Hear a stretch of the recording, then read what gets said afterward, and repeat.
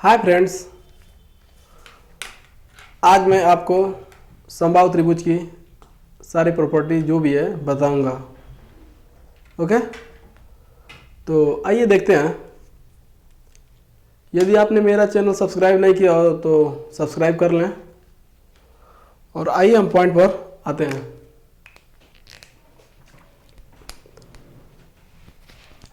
समबाहु त्रिभुज, समबाहु त्रिभुज इसको बोलते हैं इक्विलेटरल ट्रायंगल। ओके, इसमें क्या होता है, ए बी सी,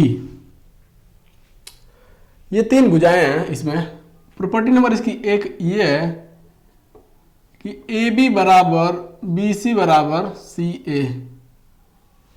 समबाहु त्रिभुज में तीनों भुजाएं क्या होती हैं, बराबर होती हैं। पॉइंट नंबर एक। पॉइंट नंबर दो ये हमारा है कि जो ये एंगल है, ये क्या सभी बराबर होते हैं। तो इसको लिख सकते हैं कोण ए बी सी बराबर कोण ए सी बी बराबर कोण बी ए सी। ओके, शॉर्ट फॉर्म में लिखा जाए तो कोण ए बराबर कोण बी बराबर कोण सी। ओके, अंतःकोण जैसे बोला जाए तो तीनों अंतःकोण बराबर होते हैं। और बराबर होते हैं तो आप जानते हैं कि त्रिभुज के तीनों अंतःकोणों का योगफल कितना होता है, 180 अंश होता है। तो एक कोण कितने डिग्री का होगा, 60 अंश। यानी कि यहाँ पर सारे कोण क्या होते हैं, 60 डिग्री के होते हैं। ओके, यह बात याद रखिएगा।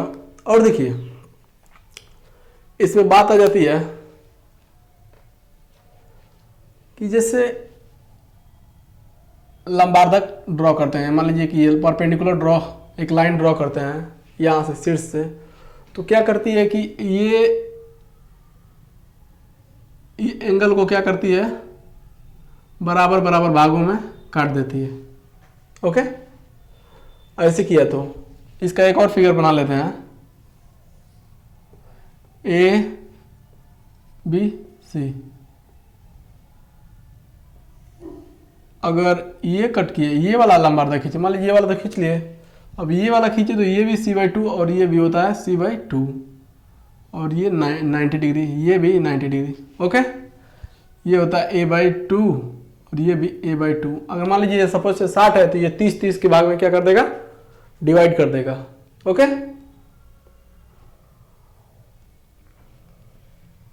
ऐसे अगर फिर एक और खींचा जाए तो ये हो जाएगा b/2 और ये हो जाएगा b/2। ओके, इतनी बात आपको समझ में आ गई। इसी को बोलते हैं जैसे लंबार्धक या फिर बोलते हैं समद्विभाजक। समद्विभाजक भी अगर ड्रॉ किया जाएगा तो समद्विबाहु के केस में ये परपेंडिकुलर वो भी आएगा और ये भी लंबार्धक खींचा जाएगा, यानी परपेंडिकुलर भी खींचा जाएगा तो भी यही पॉइंट आएगा। ओके, यानी कि क्या बोलते हैं आप लोग उसको, समद्विभाजक, समद्विभाजक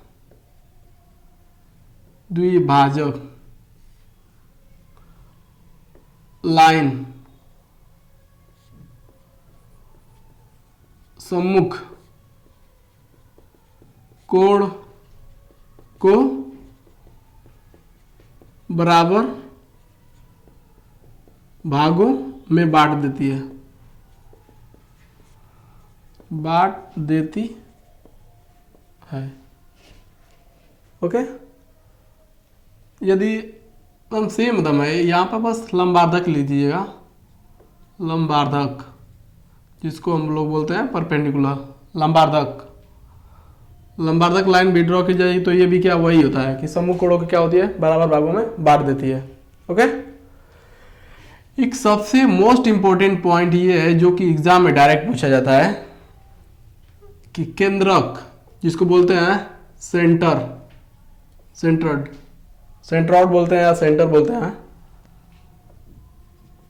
और अंतः केंद्र इन सेंटर इसको बोलते हैं, इसको सेंटर्ड और इसको इन सेंटर बोलते हैं। और एक होता है परी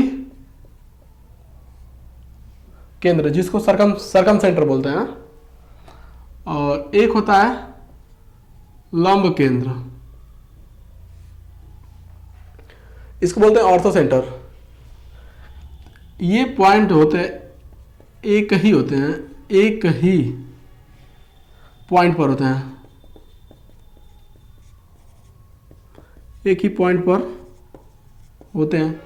ये एग्जाम में डायरेक्ट पूछ दिया जाता है, एकदम डायरेक्ट। केंद्रक, अंतःकेंद्र, परिकेंद्र, लंब केंद्र सब क्या होता है, एक ही पॉइंट पर ये सब पॉइंट होते हैं। ओके, उसके बाद देखते हैं कि एग्जाम में क्या पूछा जाता है। अगर ये ऐसा, ये तो हमको बेसिक इंफॉर्मेशन हो गई कि ये त्रिभुज की, समबाहु त्रिभुज में तीनों भुजाएं बराबर होती हैं। तीनों भुजाएं बराबर तो तीनों कोण भी बराबर होते हैं जो 60-60 डिग्री के होते हैं। कोई समद्विभाजक लाइन काटी मतलब खींची गई तो इस पर लंब भी होती है और भुजा को क्या करती है, भुजा को भी बराबर बराबर भागों में बांट देती है और कोण को भी बराबर भागों में बांट देती है। ओके, मतलब ये बराबर बराबर भागों में, मैंने ये पॉइंट लिखवा नहीं रहा हूँ, ये आप देख लीजिए। बराबर बराबर भागों में बांट देती है, ये भी बराबर बराबर भागों में बांट कर, ये भी जैसे मान लीजिए पूरे की लंबाई a है तो ये a/2 हो जाएगा और ये b हो जाएगा a/2। ओके, इसके बाद एग्जाम में पूछ दिया जाता है कि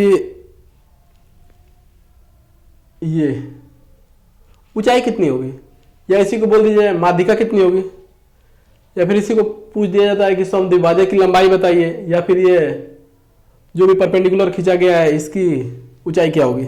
ओके, तो यही सब एग्जाम में पूछा जाता है। तो आइए हम देखते हैं कि इस त्रिभुज का क्षेत्रफल हम कैसे निकालेंगे। एक पूरा बेसिक से देखेंगे। ओके,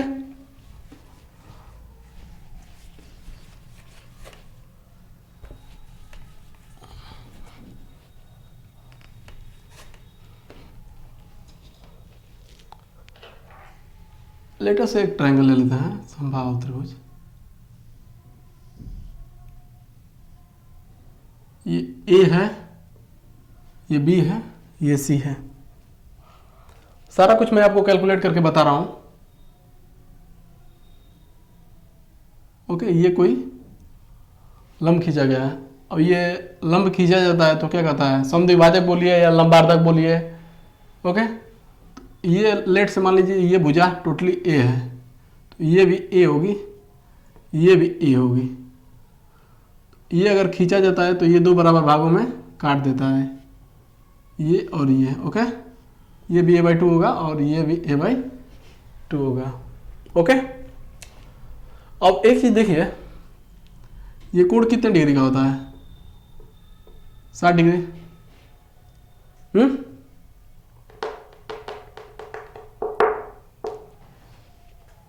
60 डिग्री का होता है। कोई किसी को दिक्कत?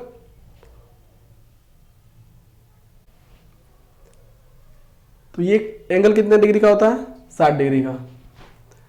लेटर से इसकी हाइट हम h मान लेते हैं। ओके, अब देखिए, अब ये हम लोग हाइट निकाल लेते हैं। ओके, पूछता है जैसे एग्जाम में कि ये समबाहु त्रिभुज की ऊंचाई क्या होगी, समबाहु त्रिभुज की माध्यिका की लंबाई क्या होगी, समबाहु त्रिभुज के समद्विभाजक की लंबाई क्या होगी। तो इस केस में देख लीजिए, एक पॉइंट ये नोट कर दीजिएगा, लंबार्धक, लंबार्धक ऊंचाई, लंबार्धक की लंबाई, 1 मिनट, लंबार्धक की लंबाई बराबर त्रिभुज की ऊंचाई, की ऊंचाई। अब ये भी बराबर होती है किसके, समद्विभाजक के, समद्विभाजक के। और समद्विभाजक किसके बराबर होता है, माध्यिका के। ये सब त्रिभुज में क्या होते हैं, ये सब एक ही भुजा है, यही ऊंचाई, तो ये सब एक ही चीज होते हैं। तो इस केस में हम h निकाल लेते हैं। ओके, अपने को यहां पर पता क्या क्या है, ये मान लीजिए ये पता ही है, आप पाइथागोरस प्रमेय जानते हैं, पाइथागोरस प्रमेय से, या फिर नहीं है तो डायरेक्ट हम लोग कर सकते हैं tan 60 से। कोई दिक्कत है किसी को? तो देखिए tan 60, tan थीटा बराबर क्या होता है? परपेंडिकुलर अपन बेस, यानी कि लंब बटा आधार। लंब कितना है? लंब की लंबाई कितनी है? h है। आधार कितना है? a बटा 2, ये बेस। ओके, tan 60 डिग्री की वैल्यू कितनी होती है? √3, और ये 2h/a। ओके, h बराबर क्या निकल के आ गया हमारा? a√3/, इसको आप लोग स्टार लगा लीजिए। ये आ गया हमारे त्रिभुज की ऊंचाई, इसको बोल दो त्रिभुज की ऊंचाई। ओके, ऊंचाई त्रिभुज की। अतः मैं बेसिक से जा रहा हूं, आपको बेसिक से बता रहा हूं कि अगर आपको कुछ नहीं आता है तो आप ऐसे इसको कैलकुलेट कर लोगे। मुझे फॉर्मूला लिखवाना रहता तो मैं क्या करता, डायरेक्ट आपको लिखवा देता। ओके, अब देखिए ये हाइट आपको पता चल गई। ओके, अब उसके बाद ये 1 नंबर इसको डाल लीजिए, त्रिभुज की हाइट आपको पता चल गई। अब एक 2 नंबर होता है त्रिभुज का क्षेत्रफल, त्रिभुज का क्षेत्रफल यानी एरिया ऑफ ट्रायंगल क्या होगा? देखिए पहले हम इसको लेते हैं, इस वाले को, त्रिभुज ए बी और डी को, ए बी और D, A D B. Okay, ये एक समकोण त्रिभुज है, राइट एंगल ट्रायंगल है ये। ओके, तो राइट एंगल ट्रायंगल का एरिया कैसे निकालते हैं? ये निकालते हैं ना, 1/2 आधार। आधार कितना होता है? आधार यहां पर लिख लीजिए, आधार गुणे ऊंचाई इंटू 2, क्योंकि देखिए इसमें 2 राइट एंगल बन रहा है, एक तो ये वाला ADH और एक बन रहा है ADC। ओके, इसीलिए मैं इसमें क्या किया हूं, 2 का मल्टीप्लाई कर दिया हूं। ओके, अब देखिए 1/2 आधार कितना है? a/2, a/2। ऊंचाई कितनी आई है? निकाले हैं हम अभी, a√3/2 इंटू 2। ओके, किसी को दिक्कत नहीं? इसको क्या करिए, कर दीजिए। ओके, अब यहां पर क्या आ गया आपका, a² ऐसे लिखते हैं, फिर ऑफ √3a²/4। यही तो होता है समबाहु त्रिभुज का क्षेत्रफल, area of equilateral triangle, √3/4 into a, यानी कि √3/4 इंटू भुजा का स्क्वायर, जो भी मतलब भुजा रहती है, जो भी ये लंबाई दी रहती है, यही होता है। ओके, ये चीज आपको समझ में आई? ऊंचाई कैसे निकाले, एरिया कैसे निकाले, ये नंबर 2 पे आप नोट कर लीजिएगा। अब देखिए पूछ देता है कि त्रिभुज का परिमाप क्या होगा, तो परिमाप ओके, परिमाप का मतलब होता है किसी भी त्रिभुज, मतलब ये देखिए ये परिमाप का मतलब जैसे ए हो गया, ये बी हो गया, ये सी हो गया, तो इस पे आप खड़े हो जाइए और ऐसे चलिए कि आप पूरा त्रिभुज घूमकर वहीं पे पहुंच जाएं। तो यहां से यहां चलेंगे, इसकी लंबाई कितनी है? ए है। फिर यहां से यहां आएंगे, इसकी लंबाई कितनी है? ए है। फिर यहां से यहां जाएंगे तो इसकी लंबाई कितनी है? ए है। तो ऑल ओवर आप कितना चल रहे हैं? 3a। बोल देते हैं भुजाओं का योग, या फिर बोल देते हैं इसको 3a। ओके, 3a बोल देते हैं हम लोग। अब देखिए ये आ गया, परिमाप आ गया, ये क्षेत्रफल आ गया, ये आप नोट कर लिए हो, तो मैं थोड़ा सा आगे आपको बता रहा हूं। ओके, ये आ गया ऊंचाई, क्षेत्रफल आ गया, परिमाप आ गया। उसके बाद हम आगे देखते हैं, इसको मैं मिटा रहा हूं।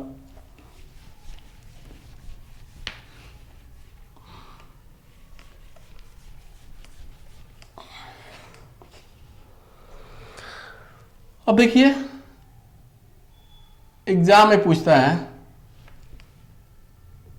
मान लीजिए इसको थोड़ा सा मैं बता देता हूं आपको।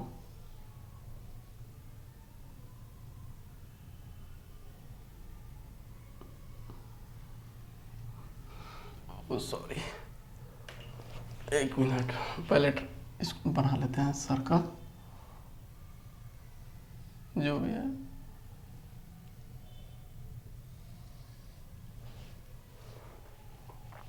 देखिए ये यहां से ड्रॉ किया गया, ये टच कर रहा है इसको, ओके।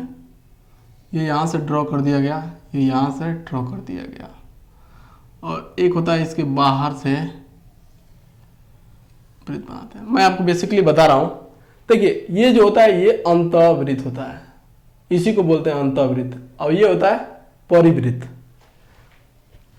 और जो ये तीनों जैसे ये मतलब परपेंडिकुलर डाले हैं, तो इसी को बोलते हैं हम लंबवर्धक बोलते हैं, और इसी को कटान को हम केंद्रक बोलते हैं। और देखिए इसका भी रेडियस यही है, ये तीनों पॉइंट से क्या है, समान दूरी पर है, ओके।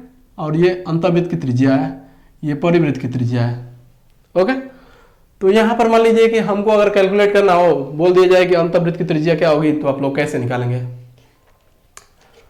अंतःवृत्त की त्रिज्या कैसे आप निकालेंगे? इसको फिगर को अच्छे से ड्रॉ कर लीजिए पहले आप। देखिए, ओके, ऐसे ऐसे। अंतःवृत्त की त्रिज्या का मतलब अंदर वाले वृत्त की त्रिज्या तो यही होगी ना, यही त्रिज्या है, ये आर, ये आर, ये आर। लेट्स हमको यही फाइंड करना है, ओके। ये आपको पता है ये कितना है, a/2, आधे आधे भाग में डिवाइड करता है। और देखिए मैंने आपको बताया था लंबार्धक खींचे या समद्विभाजक खींचे, ये क्या करता है, सम्मुख कोण को क्या करता है, दो बराबर भागों में बांट देता है। तो ये टोटल कोण 60 डिग्री का है, तो ये वाला कोण कितने डिग्री का होगा, 30 डिग्री का होगा।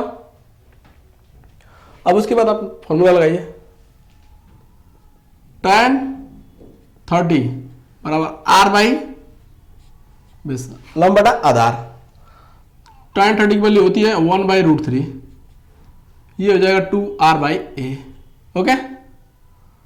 तो ये कितना आ गया, a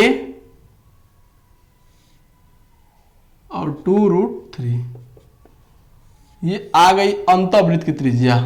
इसको आप नोट कर लीजिएगा, अंतःवृत्त की त्रिज्या, इसको बोलते हैं अंतःवृत्त की त्रिज्या, ओके। किसी कोई दिक्कत? अब देखिए ये तो अंतःवृत्त की त्रिज्या आ गई, यानी कि आर यहां पर हम लोग फाइंड कर लिए, आर फाइंड कर लिए, ये फाइंड कर लिए, तो ये कैसे हम लोग फाइंड करेंगे? तो ये देखिए ये जो एंगल है, ये रेक्टेंगल है, क्या है, समकोण है, ये हमको पता हो गया a/2√3। ये वाला छोटा वाला पार्ट हम लोग निकाले हैं, मान लीजिए इसको कोई और नाम दे देते हैं, इसको a नाम रख देते हैं और इसको b, ओके। तो हम लोग OAB को निकाले हैं, ये कोण था 30 डिग्री, जो भी है। अब ये कितना हमको पता है, a/2।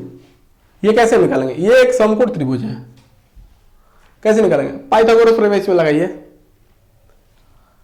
ये हमारी क्या है, जो ये बड़ा वाला वृत्त खींचते हैं, देखिए जो भी है, ये बड़े वाले वृत्त की ये और ये रेडियस होती है, इसको मान लीजिए कैपिटल R रख दीजिए, कैपिटल R।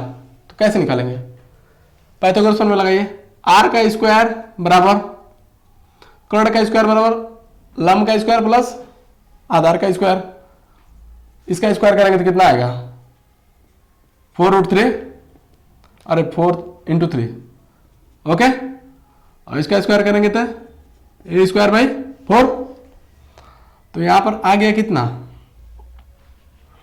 कितना आ जाएगा, इसको जोड़िए, 12 a² प्लस 3a² बराबर r²।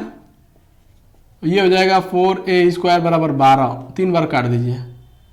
तो r कितना है यहाँ पर आ गया, r बराबर r² बराबर a² बाई 3, यानी कि यहाँ पर लिख दीजिए कैपिटल R बराबर a बाई √3। ये आ गया परिवृत्त की त्रिज्या, परिवृत्त की त्रिज्या। ओके, ये आप इसको नोट कर लीजिएगा। ये होती है परिवृत्त की त्रिज्या, ये होता है अंतःवृत्त की त्रिज्या।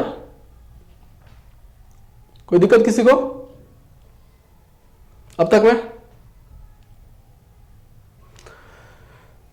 मैंने बताया था कि देखिए ये वाली और ये वाली रेडियस है परिवृत्त की, जो इसके बार बार वृत्त बना है। अंतःवृत्त की त्रिज्या ये छोटी छोटी वाली है, r, ये r, ये r।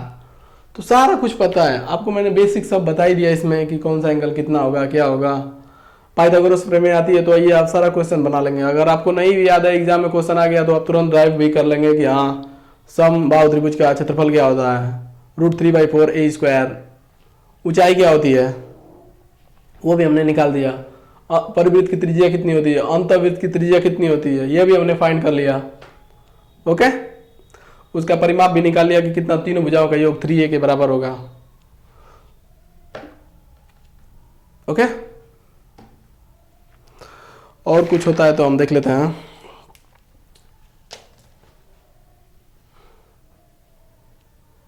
मैंने आपको सारा कुछ बता ही दिया इसमें। इससे बाहर समबाहु त्रिभुज में कोई क्वेश्चन मेरे समझ से तो नहीं आता है। यदि आप 12th के स्टूडेंट हैं तो सॉल्यूशन ऑफ ट्रायंगल में मैं एक छोटा सा और लेक्चर इसमें बना दूंगा। उसमें जैसे एंगल दिया हो तो आप कैसे त्रिभुज का एरिया फाइंड कर लेंगे, एक छोटा सा वीडियो मैं बनाकर इसके आगे प्लस कर दूंगा। बाकी तो बेसिक यही है, चाहे आप IIT की तैयारी कर रहे हो या किसी भी कॉम्पिटिटिव एग्जाम की, तो इससे बाहर का कोई क्वेश्चन नहीं आने वाला है। एक इंपॉर्टेंट पॉइंट था यही कि लंब केंद्र, केंद्रक, परिकेंद्र और अंतः केंद्र, ये जो चारों पॉइंट है ना एक ही पॉइंट पर होते हैं, वो भी क्या, सेंटर, केंद्रक पे। ठीक है, और जैसे इस केस में क्या जाता, उस केस में होता है ना, जैसे लंब समकोण त्रिभुज में उसमें प्रॉब्लम आ जाती है, उसमें बाहर निकल जाता है परिकेंद्र। ठीक है, तो उसको भी हम लोग सॉल्व करके देखेंगे। फिलहाल हमारा आज का टॉपिक था बस समबाहु त्रिभुज। एक इसमें ये इंपॉर्टेंट पॉइंट है कि एक इस पे क्वेश्चन पूछा जाता है कि अंतःवृत्त की त्रिज्या और परिवृत्त की त्रिज्या का अनुपात क्या होता है। ये वाला क्वेश्चन बहुत ही इंपॉर्टेंट है। ये जो परिवृत्त की त्रिज्या होती है ना, और ये वाला रेशियो 2:1, परिवृत्त की त्रिज्या यहाँ पर निकाल लीजिए। इसकी त्रिज्या को मान लीजिए r है, ये कैपिटल R है, तो r कैपिटल R/r कितना होगा, आप लोग निकालिए इसको। ये निकालेंगे तो आ जाएगी 2/1। कट करके आप देख लीजिए। ये 2 संबंध 1 में क्या, 2 संबंध 1 में ये परिवृत्त की त्रिज्या यानी कि सर्कम सेंटर की रेडियस और ये अंतः केंद्र की रेडियस का अनुपात ये होता है 2 संबंध 1 में। ओके, यदि आपको मेरा वीडियो पसंद आया हो तो वीडियो को लाइक, शेयर एवं मेरे चैनल को सब्सक्राइब करना ना भूलें।